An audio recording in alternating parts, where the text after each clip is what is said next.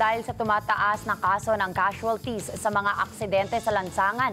Pagpapatibay ng Philippine Transportation Safety Board ipinamamadali.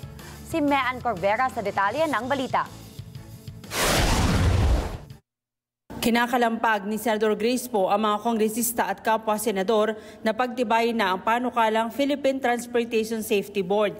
Ayon kay Poe, nakakabahala ang dumaraming bilang ng mga nasasawi at nasusugatan dahil sa mga aksidente sa kalsada.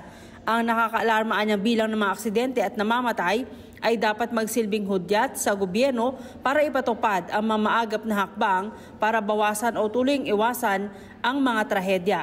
Sa Senate Bill No. 1121 ni Poe, magtatatag ng isang ahensyang tututok sa pagsisiyasat ng mga aksidenteng may kaugnayan sa transportasyon sa himpapawid, lupa, dagat, riles at pipeline system.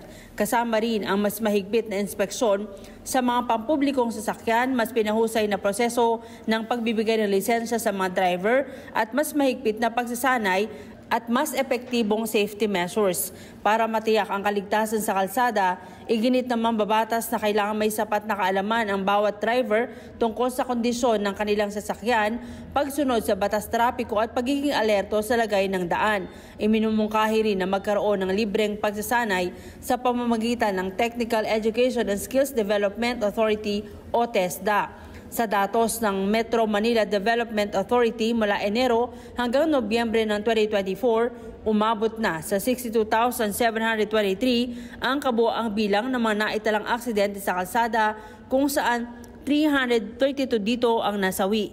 Pinakamalaking bahagi ng mga aksidente kinasasangkutan ng mga motorsiklo at truck. Mean Corvera para sa Mata ng Agila, matatag, matapang, matapat.